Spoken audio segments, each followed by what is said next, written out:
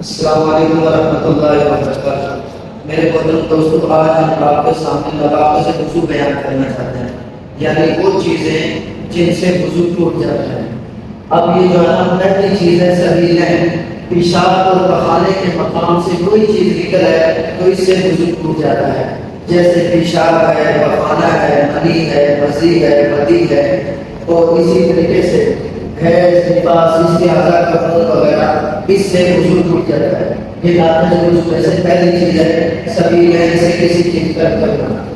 دوسری چیز جو ہے بدن سے خون یا پیپ نکلے اور بدن کے اس حصہ کی طرف بہ جائے جس کا دھونا غسل میں کیا ہے واجب ہوتا ہے۔ اگر کوئی چیز نکلتے ہے، مثلا آپ کے جسم کے کسی حصہ سے خون نکلتا ہے، وہ بہ پڑتا ہے، اس سے آپ کا وضو ٹوٹ جائے گا۔ لیکن اگر وہ خون آپ کے کان سے نکلا، کوئی تھوڑا سا کان کے اندر کٹا، وہ باہر نہیں نکلا، اس سے وضو نہیں ٹوٹے گا۔ تو یہ ہے کہ بدن کے کسی حصے سے خون نکلا یا پیپ نکلا تو اس سے بھی وضو ٹوٹ جاتا ہے، اس حصہ کی طرف بہ جائے جس کا ہونا غسل میں واجب ہوتا ہے۔ اور تیسری چیز ہے منہ سے خون نکلے اور وہ خون اتنی مقدار میں ہو کہ منہ پر غالب آ جائے یا خون کے برابر ہو جائے، تو اس صورت میں بھی آپ کا وضو ٹوٹ جائے گا، آپ کو دوبارہ وضو کرنا پڑے گا۔ اور چوتھے نمبر پر ہے الٹی آ گئی آپ کو، اور الٹی نکلی منہ بھر کر۔ منہ بھر کا مطلب یہ ہوتا ہے کہ جس کو روکنا مشکل ہو، یعنی آپ روک نہ سکتے، اور اگر تھوڑی سی کیا ہوئی اس سے وضو نہیں ٹوٹتا، تو قے ہو اور منہ بھر کر ہو، اس سے وضو ٹوٹ جاتا ہے۔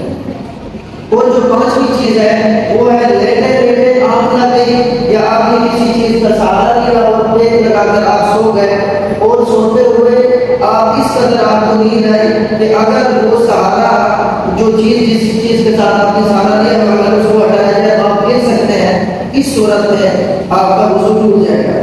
اور چھٹی چیز ہے بے ہوش ہو جانا، بے ہوش ہو جانے سے بھی وضو ٹوٹ جاتا ہے۔ ساتویں چیز ہے پاگل ہو جانا، اگر کوئی آدمی اللہ بچائے پاگل ہو جاتا ہے، اس سے بھی وضو ٹوٹ جاتا ہے۔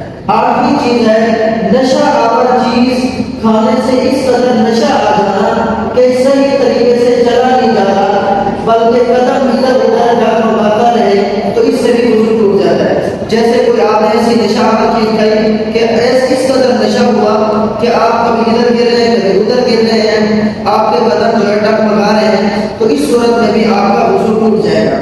تو یہ 8 چیزیں ہو گئی۔ 9ویں چیز ہے رکوع سجدے والی نماز میں بالغ آدمی کا بیداری کی حالت میں خفقہ کرنا۔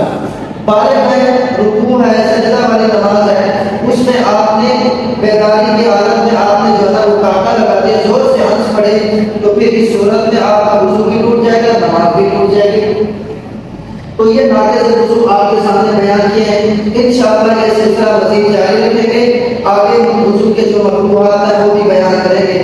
واللہ تعالی اعلم بالصواب وعلمہ اتم واحکم۔ مفتی محمد افضل اللہ عنہ۔ آخر میں آپ سے گزارش